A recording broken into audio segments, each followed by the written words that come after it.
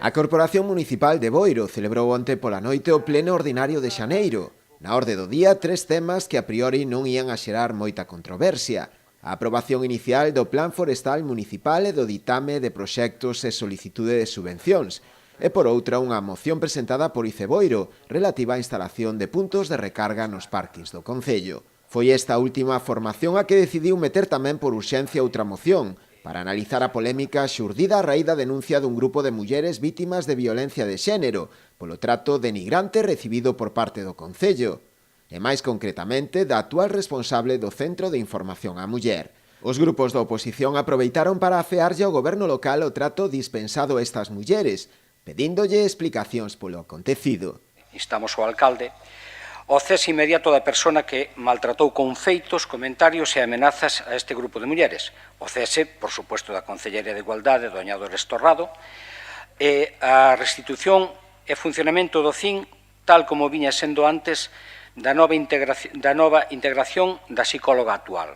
É gravísimo que un colectivo de mulleres vulnerables, como se falou aquí, como son as vítimas de violencia machista, reciban abuso de poder por parte de membros deste goberno e tamén por parte de algún persoal deste concello. Elas estaban traballando moi ben desde a súa constitución. Por certo, este grupo de mulleres non o constituiu a señora Dores Torrado como pretendeu o 25N, que saleu na foto e en toda a página da Voz de Galicia e aí no micrófono abaixo, a micro aberto, promocionando ai, perdón polo retraso que chegamos tarde, que veño de constituir e de estar con un grupo de mulleres que cada vez somos máis. No, foi a iniciativa desa técnico de igualdade chamada Sabela da que usted tanto raja hoxe aquí dela. Creo que más allá del debate político, creo que lo importante es que estas señoras necesitan ayuda. Y lo que es triste es que se haya, desde el ámbito político, llevado a una situación de desamparo hacia ellas. Usted sabe que estas señoras tienen miedo a venir al concello. Distinta versión ofrecida polo grupo de goberno, que dixo estar sorprendido por esta situación.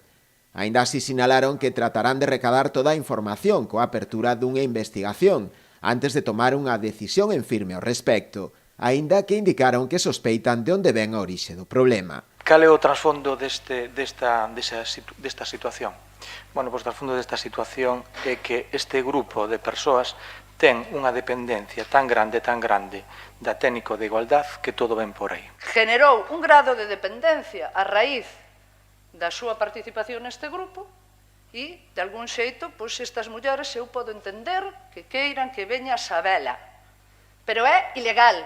Tanto o alcalde como a edil de Igualdade foron máis alá e aludiron a unha utilización política dun problema tan grave co único fin de conseguir un rédito electoral.